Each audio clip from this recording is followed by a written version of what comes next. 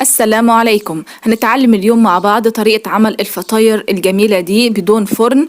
أيوة بدون فرن، وهعلمك على التشكيلات الجديدة الجميلة دي. هتكون جميلة جدا ومبهرة، وكمان هتعجب أطفالك جدا وهتعجب أي حد يشوفها. وكمان طالعة معانا طرية وهشة. هقولك على كل الأسرار اللي تخلي معاكي الفطائر دي طالعة معاكي ناجحة جدا.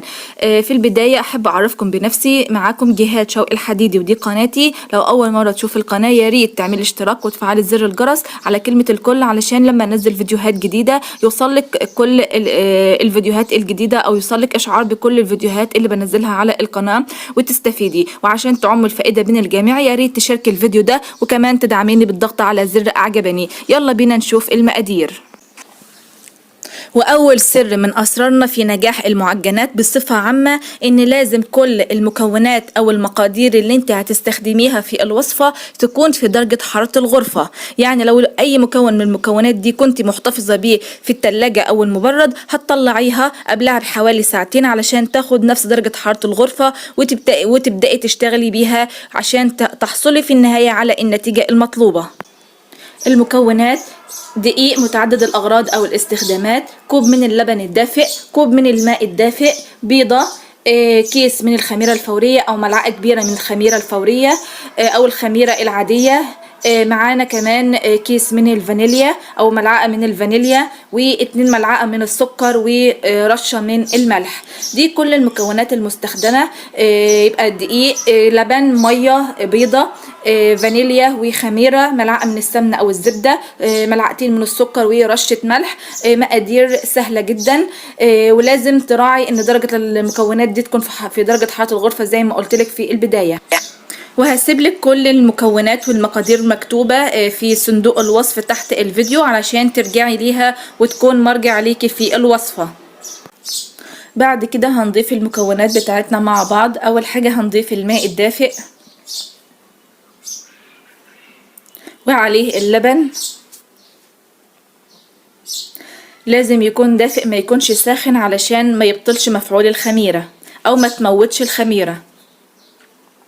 بعد كده هنضيف الخميرة. يبقى اللبن الدافئ عليه المية الدافية وكمان الخميرة. وهنضيف ملعقتين من السكر، ملعقتين كبار من السكر. وهنضيف البيضة. قلبي كل المكونات دي في الأول مع بعضها بشكل كويس عشان تندمج كلها مع بعض.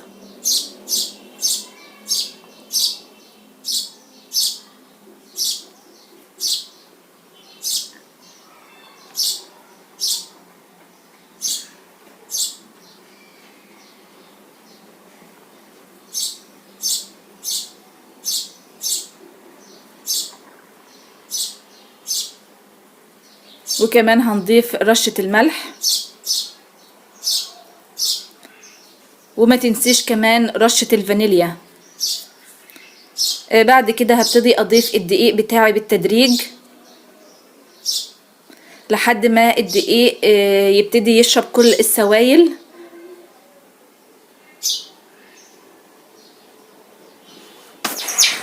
وانا بقلب بالمعلقة في البداية علشان اساعد ان السوائل كلها تدخل في الدقيق. لو عندك عجان تقدري تستخدميه. في الفترة دي هضيف الملعقة من السمنة او الزبدة وقلبي بشكل كويس جدا علشان السمنة او الزبدة تتداخل في جميع مكونات العجينة بتاعتك بالشكل كويس زي ما انت شايفة كده. وهبتدي اضيف كمان شوية من الدقيق وابتدي اقلب. ودايما وانت بتعملي اي معجنات تخلي جنبك كمية زيادة من الدقيق او احتياطي، علشان لو السوائل بتاعتك كانت زيادة شوية تقدري تزودي دقيق وتظبطي وتصلحي العجينة بتاعتك علشان توصلي للقوام بتاعك المطلوب.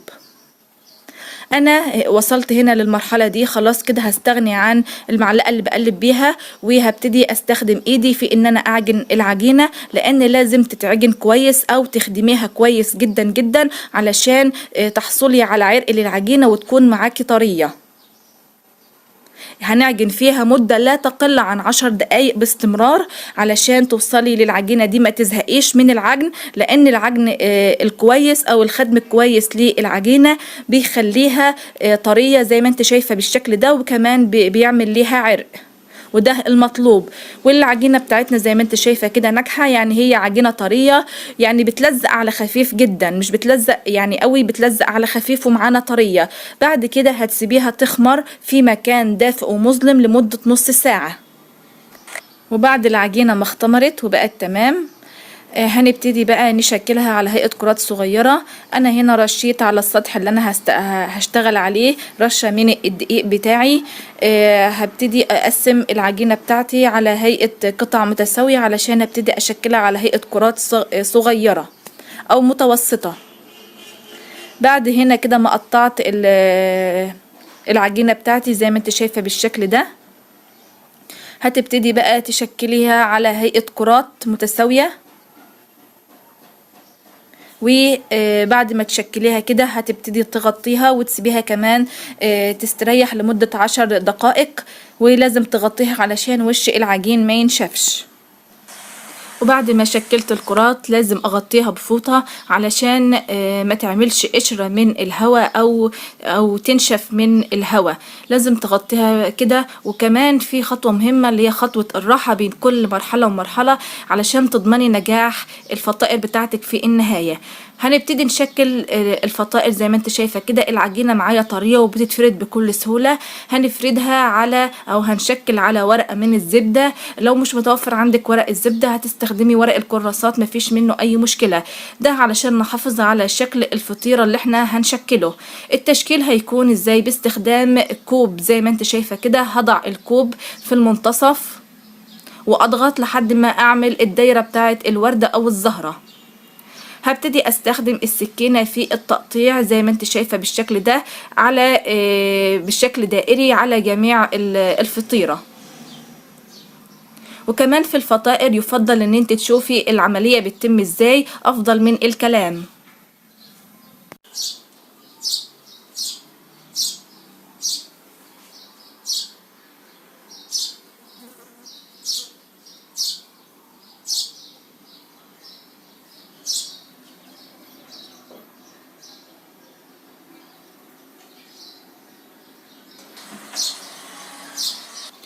كده خلاص، بعد ما خلصنا التشكيل او التقطيع هبتدي ارفع الكوب وهمسك طرف كل عجينة بالشكل ده واضمهم على بعض، اقفلهم على بعض بالشكل ده لحد ما تكمل لي في الاخر شكل الزهرة او الوردة.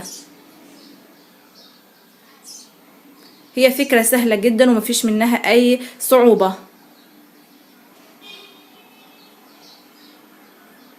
زي ما انت شايفة بالشكل ده. وفي النهاية حصلنا على الشكل الجميل ده للوردة او الزهرة. هعمل كمان واحدة معاكم علشان اللي ما خدش باله من المرحلة الاولى او من المرة الاولى ياخد باله من المرة التانية بالشكل ده، والتكرار يساعد على الثبات.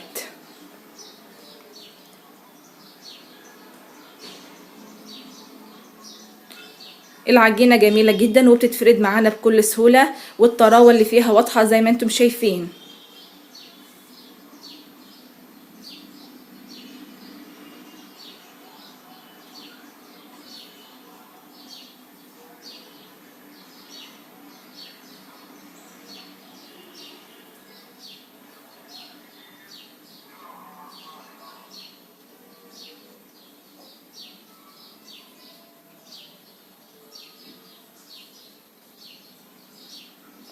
وامسكي طرف كل واحدة واقفليها على بعض بالشكل ده.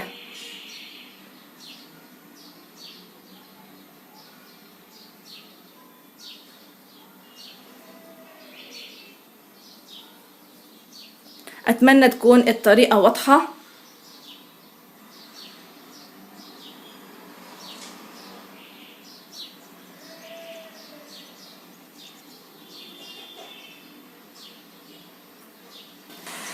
وهخلص كل الكمية اللي عندي بنفس الطريقة زي ما انت شايفة بالشكل ده. وسرعت الفيديو علشان ما ياخدش وقت معاكم. زي ما انت شايفة المهم تعرفي التكنيك بيتم ازاي او التشكيل بيتم ازاي. خلصي كل الكمية اللي عندك بالشكل ده، وكل ما تخلصي واحدة حطيها على الصينية وغطيها بفوطة برضو علشان الهواء ما يعملش قشرة على وش العجين.